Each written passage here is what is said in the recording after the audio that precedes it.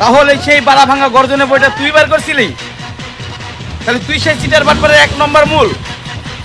সেই বিএমডব্লিউ গাড়ি কেনার কথা বলে বিএমডব্লিউ ছাতা দেখাইছিলি, তাহলে তুই সেই চিটার। কি বলেন ভাইজান? বাড়া ভাঙার গর্জন বই বের করেছি আমি?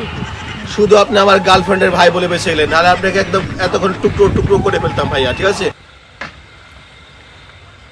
কিছু কথা লেখা ছিল এই বুকে জমা, তোমাকে জানিয়ে দিলাম ও প্রিয়তমা, ও প্রিয়তমা, ও প্রিয়তমা।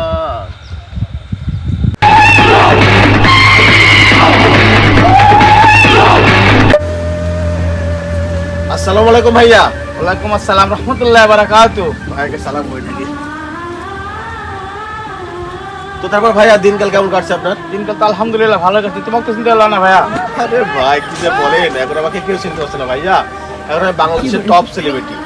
আমাকে কি চিনতে পারছেন? Thoughts of Joy, thoughts of Joy, এটা বুঝতে হবে, ঠিক আছে? এখন আমি যে বই বার করেছি ভাই, ঠিক আছে, এক একটা বইয়ের মূল্যের দাম কত জানেন?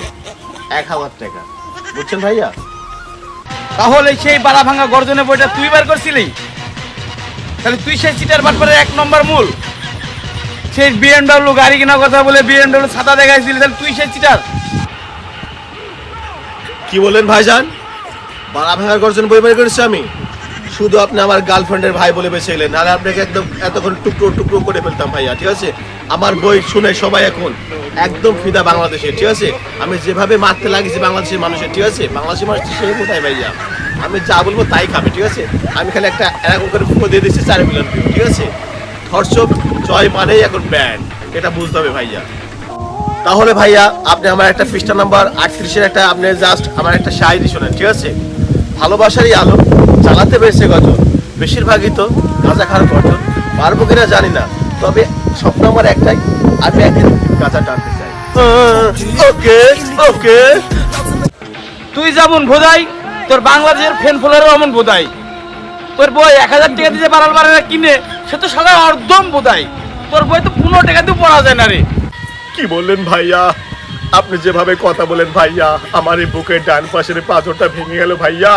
আমার বই পড়ে এখন আপনার বোন মেকআপ করতে যে সেটা মেকআপ করে নে ভাইয়া, আবার রিটার্ন চলে এসেছে আমার বই পড়ে, আর আপনি এই কথা বলেন ভাইয়া।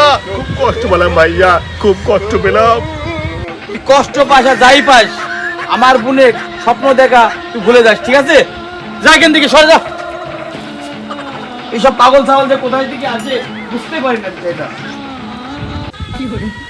ভাইয়া আপনি শোনা চিনলেন না, ঠিক আছে? আসলে প্রেমের মানিক চিনলি না, তোর ভাইয়া মানুষ ভালা না। পৃষ্ঠা নাম্বার শুটিং কম। ওকে ওকে ওকে।